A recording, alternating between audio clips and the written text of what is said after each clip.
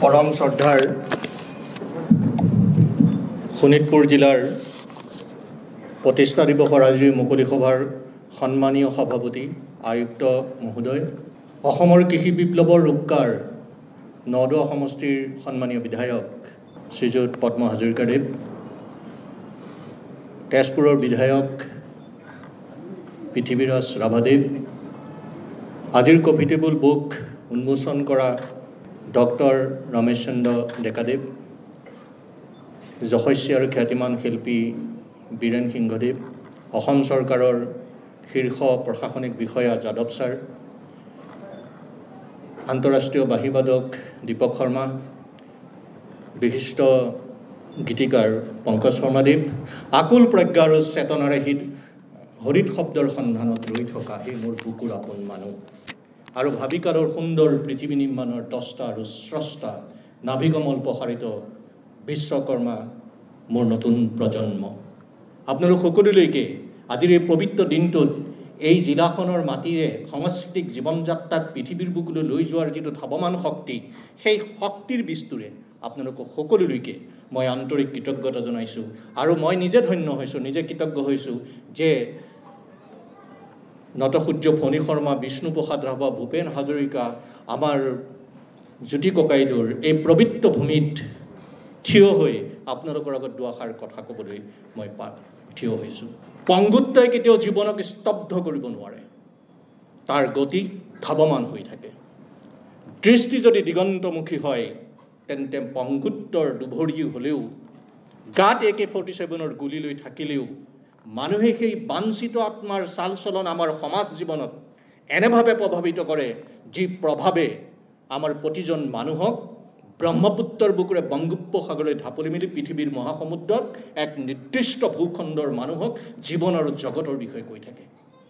ভূগোলে কেতিয়াও অকলে জাতি এটা গঠন কৰিব নোৱাৰে, ইতিহাসে কেতিয়াও জীয়া জাতিৰ পৰিচয় নিদিয়ে, মানচিত্ৰ কেতিয়াও জাতিৰ প্ৰতীক নহয়। সংস্কৃতি, সাহিত্য, চিত্ৰ, কলা এই সকলোবোৰ ভূগোল আৰু বুৰঞ্জীৰ মাজত অন্তৰ্নিহিত হৈ থাকেই। সি যি যাত্ৰা কৰে সেই যাত্ৰাত ভূগোল আৰু বুৰঞ্জী তাঁতৰ শালৰ এক উহালি দিশ আৰু বাণী ইটো সিটোৰ সমানুপাতিক নহ'ব পাৰে, কিন্তু ইটো সিটোৰ পৰিপূৰক। এই কথাটো তেজপুৰৰ ক্ষেত্ৰত খাটে, শোণিতপুৰৰ ক্ষেত্ৰত খাটে। মই শোণিতপুৰৰ যেতিয়া দেখোঁ ইয়াত শিৱৰ বিভিন্ন মন্দিৰ আছে, শিৱৰ সেই মন্দিৰ সেই প্ৰাচীন কালৰ হৰিহৰ যুদ্ধৰ পৰা এতিয়ালৈকে মানুহে পূজাৰে তাক উপচাই ৰাখিছে। সাংঘাতিক ধৰণৰ বিসংগতি, এই যে বিসংগতি, AK-47 গুলী লৈ পেলাই বহি থকা মানুহজনৰ শৰীৰটো বিসংগতি, কণমানি ছাত্ৰীজনীয়ে যে আমাৰ আগত থিয় হ'ল তাইৰ শৰীৰটো বিসংগতি। শিৱ কিমান বিসংগতি, শিৱৰ মূৰত জটা আছে, মূৰত গংগা আছে, ডিঙিত সাপ আছে, শৰীৰত চিতাভস্ম আছে, কঁকালত নৰমুণ্ড আছে, ঘূৰি ফুৰা ঋষভ নামৰ গৰু এটাৰ লগত সংগী আকৌ নন্দী আৰু ভিংগী। সাংঘাতিক ধৰণৰ বিসংগতি। এই সাংঘাতিক ধৰণৰ বিসংগতিক যি সংগতিলৈ ৰূপান্তৰ কৰিব পাৰে, সেই পৃথিৱীৰ পূজনীয়, সেই পৃথিৱীৰ শ্ৰেষ্ঠ প্ৰাৰ্থনাৰ প্ৰতীক। আৰু মই ভাবোঁ যিখিনি কথা আমাৰ ৰাভাদেৱে কৈ গ'ল, যিখিনি কথা আমাৰ পদ্ম হাজৰিকাদেৱে কৈ গ'ল যে শোণিতপুৰত আমি এতিয়াও কিবা কিবি কৰিব লগা আছে, কিবা কৰা দৰকাৰ, মই ভাবোঁ শিৱই দেখুৱাই থকা বিসংগতিক কেনেকৈ সংগতিলৈ ৰূপান্তৰ কৰা হৈছে।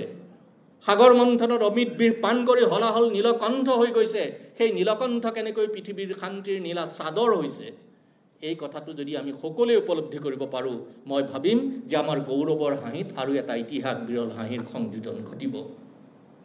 1983 চনত এইখন জিলা হ'ল। জিলা হোৱা মানে এটা পৰিচয়, এটা শিৰোনামা, এটা আত্মপত্ৰয় আৰু প্ৰগতিৰ বাটেৰে খোজকঢ়া বিজ্ঞান সভ্যতাৰ সাংস্কৃতিক এটা যাত্ৰা। আৰু সেই যাত্ৰাক আজি আমি ইয়াত সকলোৱে মিলি এক নিৰ্দিষ্ট চৰিত্ৰ দৰ্শনক ৰোমন্থন কৰা আৰু সেই চৰিত্ৰ দৰ্শনক কেনেকৈ বিকশিত কৰি তাৰ বিমল বিমল আনন্দৰূপটো অমিতাভ মৰ্যাদাৰে দৃষ্টিনন্দন চেতনাৰে নান্দনিকভাৱে আমাৰ হৃদয়ৰ অন্তপাশে মাটিৰ পৰা উদ্ভাসিত হোৱা সংস্কৃত সভ্যৰ চেতনাটোক কেনেকৈ পৃথিৱীৰ সভ্যতাৰ বুকুলৈ নিথিয় কৰিব পৰা যায়, সেই কামটোৰ বাবে প্ৰতিষ্ঠা দিৱস পালন কৰা হৈছে। মই ভাবোঁ ইয়াক খুচৰি চোৱাৰ দৰকাৰ, ইয়াক গৱেষণা কৰি চোৱাৰ দৰকাৰ। ইয়াৰ বুকুৰ মাজত সোমাই থকা যিটো নান্দনিক চেতনা, যিটো জীৱনৰ মূল্যবোধ, যিটো মানৱতাৰ মূল্যবোধ, সংস্কৃত প্ৰবাহ, এই সকলোখিনিক আমি চোৱাটো দৰকাৰ। আমি এই তেজপুৰখনক কি বুলি ভাবোঁ, শোণিতপুৰখনক কি বুলি ভাবোঁ? অসমৰ সাংস্কৃতিক জগতৰ এনেকুৱা এটা ভূখণ্ড, যি ভূখণ্ড ভাৰতবৰ্ষৰ অন্যান্য ভূখণ্ডৰ লগত ইয়াক তুলনা কৰিলে ইয়াৰ ৰূপটো আৰু বহল হৈ উঠে, ই বিকশিত হৈ উঠে, আৰু ই আমাৰ চকুত এটা নতুন মৰ্যাদা প্ৰদান কৰে। আৰু সেই নতুন মৰ্যাদাটোক জীয়াই ৰাখিবৰ কাৰণে উত্তৰ পুৰুষে, প্ৰাচীন পুৰুষে কৰি থৈ যোৱা ভেটিৰ ভৰিৰ পদধ্বনিৰ খোজবোৰত কি আছিল, সেই ভৰিৰ খোজবোৰে কেনেকৈ থাপনাৰ আগলৈ ধাবিত হৈছিল, কেনেকৈ মাটিৰ পৰা 20 একোটা পৃথিৱীৰ বক্ষফালি শিৰোন্নত পৰিয়াল হৈ আকাশলৈ ধাবিত হয়, আৰু আকাশলৈ ধাবিত হয় শিৰোন্নত বৃক্ষৰ পৰিয়ালবোৰে কেনেকৈ এদিন ফলে ফুলে জাতিষ্কাৰ হৈ আমাৰ পেটৰ ভোকৰ আকাশ নিৰ্বাপিত কৰে। সেই নিৰ্বাপিত কৰা যাতনাটো ই অকল ভোক নিৰ্বাপনৰ কথা কোৱা নাই। এই নিৰ্বাপন হৈছে সাংস্কৃতিক নিৰ্বাপন, এই নিৰ্বাপন হৈছে সাহিত্যৰ নিৰ্বাপন, সমাজ নিৰ্বাপন, আৰু অৰ্থনৈতিক বিকলাংগ চৰিত্ৰক নিৰ্বাপন কৰি ই সবল গতিৰে ধাৱমান হোৱা এক নিৰ্বাপন। শোণিতপুৰ উষাৰ চিত্ৰলেখাৰ মায়াৰ বলেৰে অনিৰুদ্ধক লৈ অহা উষাই, চিত্ৰলেখাই ৰাতি যেতিয়া উষাই সপোনত দেখিছিল এক থুলন্তৰ যুৱক, আৰু উষাক বৰ্ণনা কৰিছিল, চিত্ৰলেখাক বৰ্ণনা কৰিছিল, আৰু চিত্ৰলেখাই সেই যে ছবিখন আঁকিছিল, যি ছবিত হয়তো তেতিয়া ভূপেন দাই বা গীত লিখিছিল, সেই গীত বিজুলী চাকিৰ সৌ তাৰবোৰতে নিয়ৰে ওলমি কিবা কথা পাতে, বিশেষ বিন্দুত অকা এখনি মুখে এমুঠি অনুৰাগ দিছে ছটিয়াই। সেই যে বিশেষ বিন্দুত অকা এখন ছবি, যি ছবি চিত্ৰলেখাই আঁকিছিল, আৰু যেন সেই সময়ত উষাই যেন নক'বলগীয়াকৈ চিত্ৰলেখাক কৈ আছে, চিত্ৰলেখা চিত্ৰলেখা চিত্ৰ এখন কানা, চিত্ৰপথত চিন্তাশীলে চিন্তানায়ক কানা।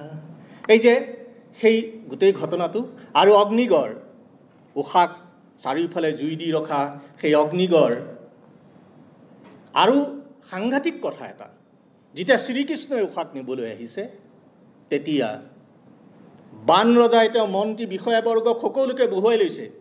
আজি যেনেকৈ মই আপোনালোকৰ আগত কথা কৈ আছোঁ, আমাৰ সন্মানীয় ব্যক্তিসকলে কথা কৈ আছে, আপোনালোকে শুনি আছে, তেতিয়া বান ৰজাই কৈছিল যে স্বয়ং শ্ৰীকৃষ্ণই মোৰ উষাক দিবলৈ আহিছে, আপোনালোকৰ মতামত কি? সকলোৱে নমস্কাৰ কৰি কৈছিল যে প্ৰভু মহাৰাজ, য'ত জগতৰ ঈশ্বৰে আপোনাৰ উষাক নিবলৈ আহিছে, ইয়াত আকৌ দ্বিধাহীন কথা ক'ৰ পৰা আহে, আপুনি দি দিয়ক। তেতিয়া বান ৰজাই সাংঘাতিক এটা কথা কৈছিল যে সিংহ হৈয়া ধৰমাত্ম ক্ষণ জীৱন, শৃগাল হৈয়া হাজাৰ বছৰ কিবা প্ৰয়োজন। তেওঁ শ্ৰীকৃষ্ণ জগতৰ ঈশ্বৰৰ পৃথিৱীৰ আৰু কিবা কিবি হওক, সেইচুত কাম পপাৰুৱে, তেওঁ সঠিক পথেৰে আহক, যুদ্ধ ঘোষণা কৰা। আৰু যুদ্ধ হ'ল, সেই যুদ্ধত হৰিহৰ যুদ্ধৰূপেৰে তেজপুৰ উদ্ভাসিত হৈছিল।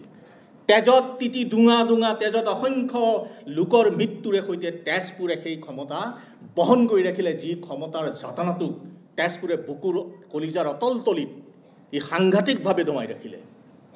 তাৰ পৰা তেজপুৰ হ'ল, শোণিতপুৰ হ'ল। বান ৰজাৰ আগৰ যি নিগৃষ্টীয় মানুহ এই ভূখণ্ডত বসবাস কৰিছিল, তেওঁলোকৰ ভাষাত সাপক তেজ বুলি কোৱা হৈছিল, আৰু তাৰ পৰাই তেজপুৰ বা শোণিতপুৰ এইটো হোৱা বুলি যেন অনুভৱ হয়। আহিল ৬২ চনৰ ভয়াৱহ কাল ধুমুহা, চীন ভাৰতৰ যুদ্ধ, আৰু সেই ৬২ চনৰ যুদ্ধত আজি কামেং সীমান্ত দেখিলোঁ, দেখি ৭০-৭৫ চিনিলোঁ, আৰু মৃত জোৱান কব চিঞৰিছে, লাগে তিচাগত বাহিনী। এই যে কত জোৱানৰ মৃত্যু হ'ল, ভূপেনদাৰ সেই গীত, সেই গীতেৰে সৈতে তেজপুৰ বমদিলাত এখন দলং ভাঙি দিয়া হ'ল, মানুহবোৰ হুৰা হুৰি ইয়ালৈ আহিছে, ইয়াৰ মূৰত দক্ষিণলৈ গৈছে, আৰু সিপাৰৰ পৰা জীয়াভৰলৈ সিপাৰৰ পৰা মানুহ এইফালে ধাবিত হৈছে। শোণিতপুৰৰ আৰক্ষী অধীক্ষকৰ কাৰ্যালয়ত ৰাতি 11 বজাত এটা কেটলিত চাহ গৰম কৰি নিশিনাথ চাংকাকৰিদেৱ, তেতিয়া শোণিতপুৰৰ আৰক্ষী অধীক্ষক, তেওঁ বিমৰ মনেৰে, হতাশ মনেৰে বহি আছে। আৰু সেইখিনি সময়তেই আমাৰ তেজপুৰৰ সাংস্কৃতিক কৰ্মী ঐশ্বৰ্য কাকতি, দৰং কলেজৰ একাংশ ছাত্ৰই পহৰা দিছিল ইয়াৰ গাঁৱৰ মানুহবিলাকক, চহৰৰ মানুহবিলাকক। মানুহবোৰ পলাই গৈছিল।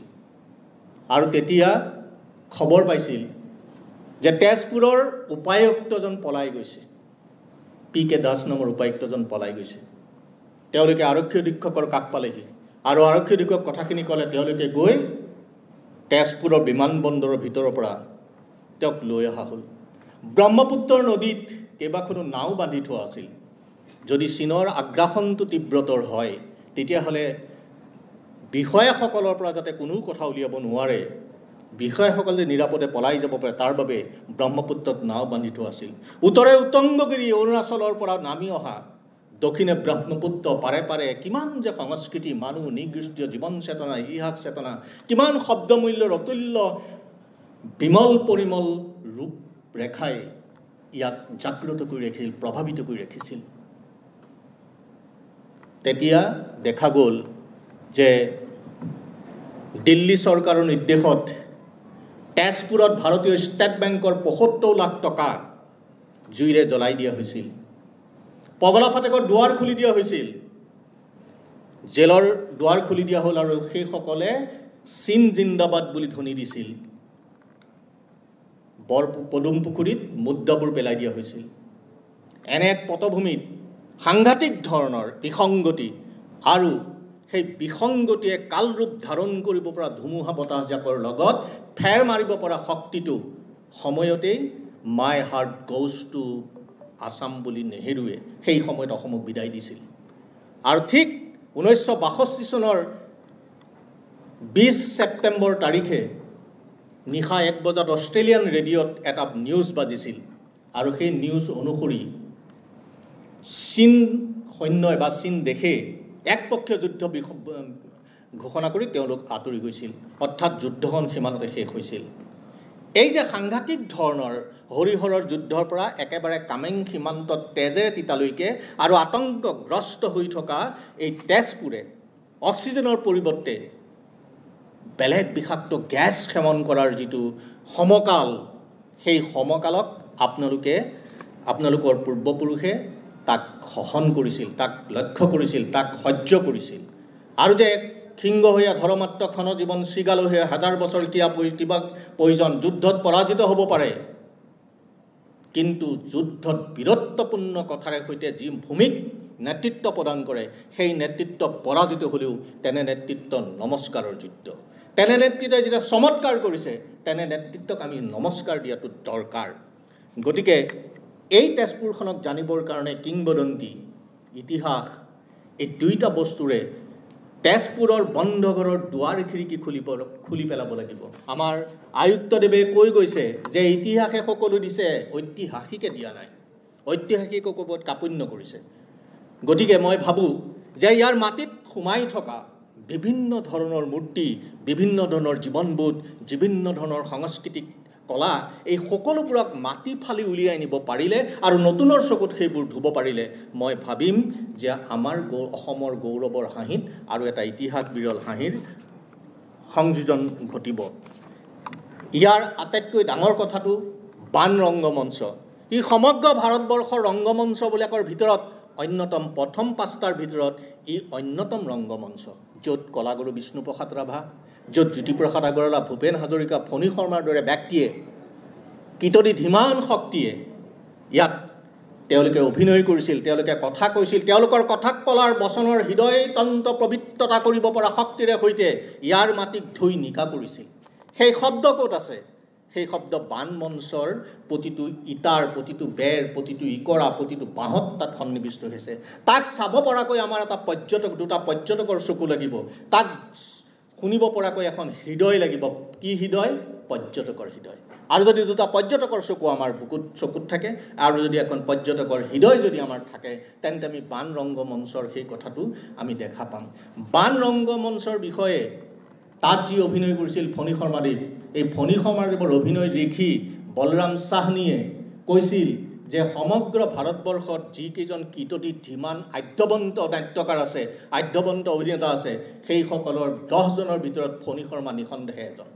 মোৰ আক্ষেপ হয়, বলৰাম চাহনীয়ে কৈছিল, মোৰ আক্ষেপ হয় যে সেই সুদৰ্শন মানুহজন, যাৰ চকু দুটা যদি মোৰ চকু হ'লহেঁতেন, অৰ্থাৎ তেওঁ সেই চকু বিচাৰিছিল, ধুনীয়া চকু নহয়, সেই চকুত সোমাই থকা সূৰ্য ৰশ্মিৰ পূৰ্ণিমাৰ শীতল জোনৰ পোহৰটো ক'ৰ পৰা ক'লৈ ধাবিত হৈছে, কাক কেনেকৈ কৰি কথা ক'ব লাগে, কাক কেনেকৈ ভৰিৰ ভংগীমাৰে সৈতে, হাতৰ মুদ্ৰাৰে সৈতে, চকুৰ অংগী ভংগীমাৰে সৈতে নৃত্যকলাক জীৱনৰ পৰিৱেশ কলালৈ ৰূপান্তৰ কৰি মানুহৰ পৃথিৱীৰ অমল উৎসৱ, মানৱতা মানুহৰ জীৱন ধাৰণৰ প্ৰকৃত সত্য ভেটি, এই কথাটোক প্ৰতিপন্ন কৰিবৰ কাৰণে বৰলান চাহানীয়ে সেই কথাটো কৈছিল।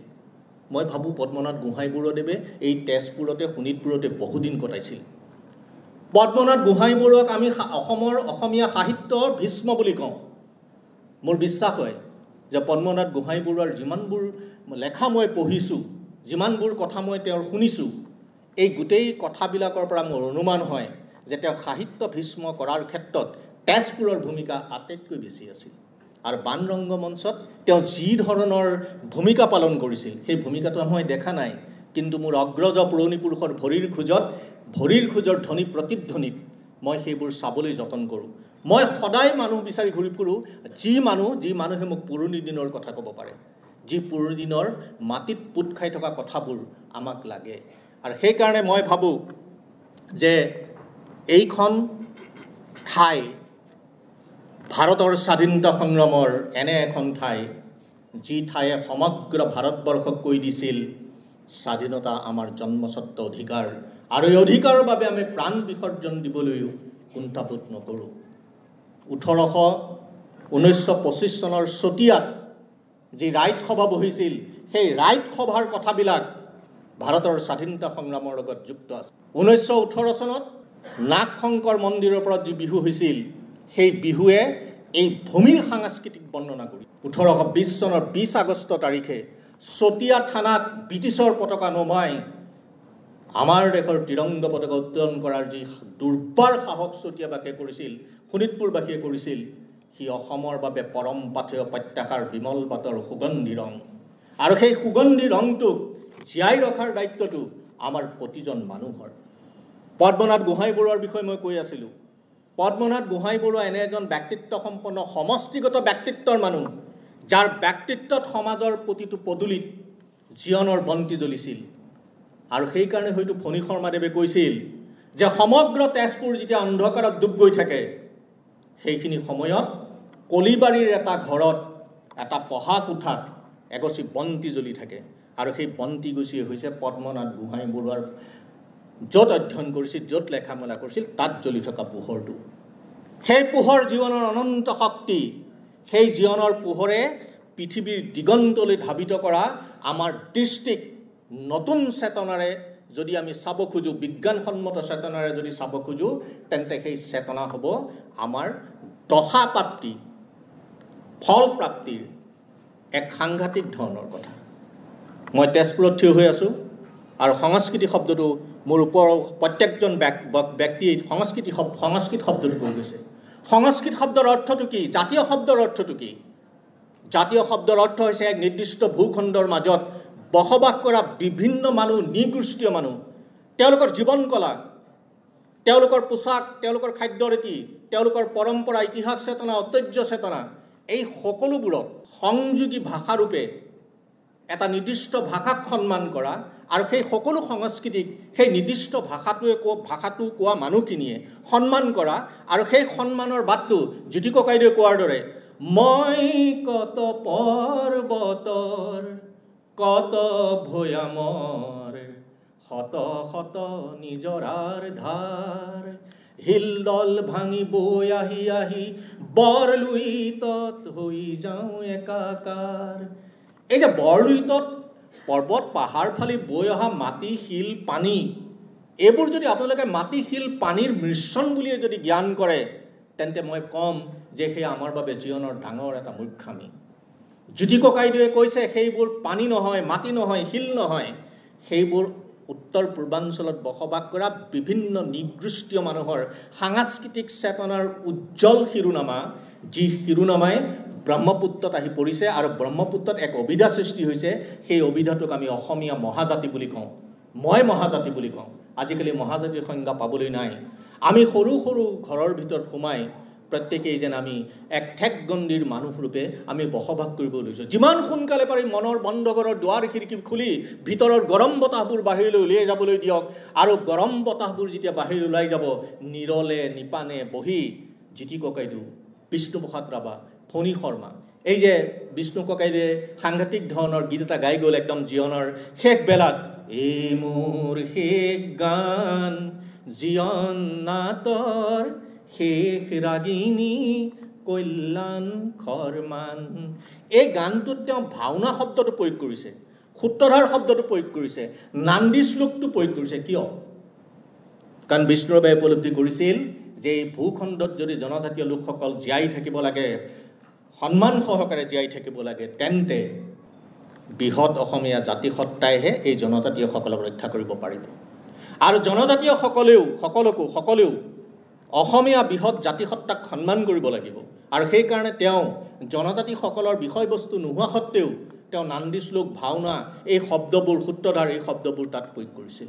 গতিকে মই ভাবোঁ জ্যোতি ককাইদেউ, বিষ্ণুপ্ৰসাদ ৰাভা, ফণী শৰ্মা, ভূপেন হাজৰিকা এইসকলে এই ঠাইখনত তেওঁলোকৰ ইমান ভৰিৰ পদধ্বনি দিছে, যি পদধ্বনিত সংস্কৃত সংজ্ঞা, জীৱনৰ মানদণ্ড, জীৱনৰ ভূচিত্ৰাৱলী, জীৱনৰ ভূগোল ব্যাকৰণ, কিমান যে কথাৰে সৈতে সাংস্কৃতিক বাটেৰে সৈতে আমাক লৈ যাবলৈ চেষ্টা কৰিছে। সিফালৰ পৰা আহি আছে ভূপেন হাজৰিকা, জীয়া ভৰলুৰ পাৰত অসংখ্য কহুৱা ফুল দেখিছে, হাতত কেমেৰা তুলি নামি গৈ কহুৱা ফুলৰ ছবি লৈছে। আৰু তেওঁৰ হৃদয়ত এটা নতুন নান্দনিক চেতনা এটাই ক্ৰিয়া কৰিছে, ছন্দোবদ্ধ সত্তা এটাই ক্ৰিয়া কৰিছে, ছান্দসিক জীৱনবোধ এটাই তেওঁক মাতিছে আৰু হাতত ধৰি মাটিৰ তললৈ নমাই লৈ গৈছে। আৰু ভূপেন দায়ে ফটো লৈ পেলাই গাইছে, কহুৱা বন মোৰ শান্ত মন, আল ফুলে সাৱতি লোৱা সাৱতি। মই গীতৰ লিৰিক্সটো পাহৰিছোঁ। অৰ্থাৎ সেই কালজয়ী গীতটো এইখন তেজপুৰৰ বুকুটি ভূপেন দায়ে লিখিছিল। মই আপোনালোকক আৰু এটা কথা কৈ থওঁ যে আপোনালোকে নিজকে কেতিয়াও সৰু বুলি নাভাবিব। আপোনালোক সেই সত্তাৰ অধিকাৰী যি সত্তাটোক আনন্দস্বামী মানে ভাৰতীয় ললিত কলা একাডেমীৰ তেওঁ এজন বিখ্যাত গৱেষক। আৰু আনন্দস্বামীয়ে কি কৈছে, তেজপুৰৰ বিষয়ে কি কৈছে, চিত্ৰলেখাৰ বিষয়ে কি কৈছে? তেওঁ কৈছে ললিত কলা একাডেমীয়ে প্ৰকাশ কৰা এখন বিখ্যাত গ্ৰন্থত তেওঁ চিত্ৰলেখাৰ বিষয়ে কৈছে যে সমগ্ৰ ভাৰতবৰ্ষৰ ভিতৰত চিত্ৰলেখাই প্ৰথমগৰাকী আৰ্টিষ্ট, প্ৰথমগৰাকী চিত্ৰকৰ। ইমান সাংঘাতিক ধৰণৰ প্ৰশংসা, ইমান সাংঘাতিক ধৰণৰ সংজ্ঞা, শিৰোনামা অসমৰ কোনোবা এখন জিলাই অধিকাৰ কৰিব পাৰিছে বুলি মই নাভাবোঁ। আৰু সেই সাংস্কৃতিক শিৰোনামাটো এইখন তেজপুৰে বানৰজাৰ মন্ত্ৰী কুভাণ্ডুৰ কন্যা চিত্ৰলেখাৰ বাবে প্ৰখ্যাপিত কৰিছে। এইটো শোণিতপুৰৰ বাবে আটাইতকৈ গৌৰৱৰ বিষয়। গতিকে 42ৰ গণ আন্দোলন, 1942 চনৰ 24 নৱেম্বৰ তাৰিখে কংগ্ৰেছৰ মৃত্যুবাহিনীয়ে কামৰূপ জিলাৰ নলঘলী ৰেল বগৰাই 700জন ব্ৰিটিছ আৰু আমেৰিকান সৈন্যক হত্যা কৰিছিল। এই কথাটো ভাৰতবৰ্ষৰ বুৰঞ্জীত পাবলৈ নাই। এই কথাটো ঐতিহাসিক, যি কথাটো আমাৰ আয়ুক্তদেৱে ক'লে, ঐতিহাসিকসকলে এই কথাটো তুলি নধৰিলে। অহা 10 আগষ্ট তাৰিখে কামপুৰত সেই ৰেল বগৰা দুজন বিখ্যাত মানুহ, এজন হৈছে বিবিৰাম বৰা, আনজন হৈছে মাণিক বৰা, তেওঁলোকৰ দুটা পূৰ্ণাংগ প্ৰতিমূৰ্তি হ'ব। তাতেই মই এখন নলঘুলি নামৰ উপন্যাস, প্ৰায় 20 পৃষ্ঠাৰ এখন উপন্যাস, য'ত এই গোটেই ঘটনাটো প্ৰকাশ কৰিবলৈ চেষ্টা কৰিছোঁ। 1942 চনৰ 20 ছেপ্টেম্বৰ আপোনালোকৰ বুকুৰ টপত জীয়াই থকা ঢেকীয়াজুলি, য'ত ইংৰাজৰ গুলীৰ শব্দই আকাশ ভেদি এনে নিদাৰুণ চৰিত্ৰ দেখুৱাইছিল, য'ত ভালেকেইজন লোকৰ মৃত্যু ঘটিছিল। সেই ঢেকীয়াজুলি আপোনালোকৰ ৰক্তত তিতা মাটিৰ ঢেকীয়াজুলি, শোণিতপুৰৰ বুকুৰ আত্মা। আৰু শোণিতপুৰৰ এই বুকুৰ আত্মাৰ স্বাধীনতাক জীয়াই ৰখাৰ যিটো সংকল্প তেওঁলোকে মৃত্যুবৰণ কৰিছিল, সেই মৃত্যু অপৰাজেয়। তেওঁলোক মৃত্যু হ'ব পাৰে, তেওঁলোক শ্বহীদ হ'ব পাৰে, কিন্তু আমাক যি অহা কালিৰ বাবে যিখিনি দি গ'ল, সেই দি যোৱা সত্তাটো সমগ্ৰ পৃথিৱী থাকে মানে অসমীয়া জাতিয়ে, ভাৰতবৰ্ষই সদায় স্বীকাৰ কৰিব লাগিব। সেইসকল শ্বহীদৰ মনবৰ নাথ, কোমলী দেৱী, মহিৰাম কোচ, তিলেশ্বৰী বৰুৱা, ৰতন কছাৰী, খহুলী দেৱী, মণিৰাম কছাৰী, লেৰেলা কছাৰী, সৰুনাথ চুতীয়া, দয়াল পানিকা, মংগল কুৰ্কু, আদি এই শ্বহীদসকলৰ আজিৰ মই জিলাৰ প্ৰতিষ্ঠা দিৱসত মই তেওঁলোকলৈ শ্ৰদ্ধা জনাইছোঁ। লগে লগে শ্ৰদ্ধা জনাইছোঁ গহপুৰ ঘাঁহিঙৰ কনকলতা বৰুৱা, মুকুন্দ কাকতি, যি ভাৰতৰ স্বাধীনতা পতাকা গহপুৰ থানাত উৰুৱাবলৈ গৈ ব্ৰিটিছ সৈন্যৰ গুলী বুকু পাতি লৈ মৃত্যুবৰণ কৰিছিল। এই এনেধৰণৰ সাংঘাতিক ধৰণৰ জিজ্ঞাসাৰে ভৰা, সাংঘাতিক ধৰণৰ আসক্তিৰে ভৰা, সাংঘাতিক ধৰণৰ দেশপ্ৰেমেৰে ভৰা, সাংস্কৃতিক মন আৰু সভ্যতাৰে ভৰা এই ঠাইখনৰ গৰিমা আৰু প্ৰতিমাক আমি সকলোৱে জীয়াই ৰাখিব লাগিব। তেজপুৰৰ ভূখণ্ডক আমি সকলোৱে তুলি ধৰিব পাৰিব লাগিব, কাৰণ তেজপুৰত যিটো বস্তু আছে সেইটো অসমৰ অন্যান্য প্ৰান্তত নাই। অৰ্থাৎ ইয়াত ধীমান কিতদী বিষ্ণুপ্ৰসাদ ৰাভা, যি 1946 চনত লক্ষীধৰ সম্ৰাট চিৰাজ গল্প, দণ্ডিনাথ কলিতাৰ সাধনা উপন্যাস, এই চিৰাজ গল্পক নাট্যৰূপ দি বান ৰংগমঞ্চত নাট্যাভিনয় কৰা আৰু অসমৰ বিভিন্ন মঞ্চত মঞ্চস্থ কৰা সেই নাটকখনৰ কথা বতৰা ভূপেন হাজৰিকাই চিৰাজ চিনেমা কৰা আৰু 1949 চনত কাশী হিন্দু বিশ্ববিদ্যালয়ত বিষ্ণুপ্ৰসাদ ৰাভাই যি নৃত্য কৰিছিল, যি নৃত্যত সৰ্বপল্লী ৰাধাকৃষ্ণৰ চকু থৰ হৈ গৈছিল। তেওঁৰ চকু পাতিব মাৰিব পৰা শক্তিটো নাছিল আৰু বিষ্ণু ৰাভাক তেওঁ ভাৰতবৰ্ষৰ কলা জগতৰ অনন্য অংগৰূপে তেওঁক স্বীকৃতি দিছিল। গতিকে মই ভাবোঁ এনেকুৱা ধীমান কৃতদী চহকী এই ঠাইখনৰ মানুহৰ জীৱনবোধক আমি জীয়াই ৰাখিব পাৰিব লাগিব। মই পদ্ম হাজৰিকাদেৱে অতি গুৰুত্বপূৰ্ণ কথা কেইটামান কৈ গৈছে যে পথাৰ আমাৰ হ'ব লাগিব, ব্যৱসায় আমাৰ হ'ব লাগিব। চহৰে দ্ৰুতগতিত গাঁও ক্ৰয় কৰা, পথাৰ ক্ৰয় কৰাৰ যিটো চৰিত্ৰ, এই চৰিত্ৰক তেজপুৰে বাধা দিব লাগিব, অসমৰ অন্যান্য প্ৰান্তৰ মানুহেও বাধা দিব লাগিব। মই মোৰ বক্তৃতাৰ আৰম্ভণিতে অসমৰ কৃষি বিপ্লৱৰ হোতা বুলি পদ্ম হাজৰিকাদেৱক কৈছোঁ। GUN গান, বন্দুক, গানে কেতিয়াও সমাজ গঢ়িব নোৱাৰে। সমাজ গঢ়ে কিন্তু বৰ খন্তেকীয়া। কুকুৰাদাৰত সেই সমাজ দেখিছোঁ, কাৰ্বি আংলঙত দেখিছোঁ, উত্তৰ কাছাৰ পাৰ্বত্য জিলা এতিয়া ডিমা হাছাওত দেখিছোঁ, শ্ৰীলংকাত দেখিছোঁ, কাশ্মীৰত দেখিছোঁ। জুই জ্বলি ছাই হোৱা ঘৰবোৰৰ ভেটিৰ পৰি যেতিয়া মই কঁকালত পিষ্টলটো গুজি কুকুৰাদাৰত ঘূৰি ফুৰোঁ, কাৰ্বি আংলঙত ঘূৰি ফুৰোঁ, তেতিয়া মানুহৰ হিয়া ভৰা কান্দোন আৰু যাতনাৰ পৃথিৱীখনৰ সৈতে একাত্ম হওঁ। তেতিয়া মোৰ খাকী পোচাকযোৰ খুলি দলিয়াই দিবলৈ মন যায়। মানুহৰ যেন একান্ত প্ৰসাধন, মানুহৰ যেন একান্ত শত্ৰু। এনে এক ধ্যান ধাৰণাৰ সৈতে বন্দুকে আমাক শাসন কৰিব খোজে। বন্দুকৰ গুলিত ৰাতি নোপোৱাই।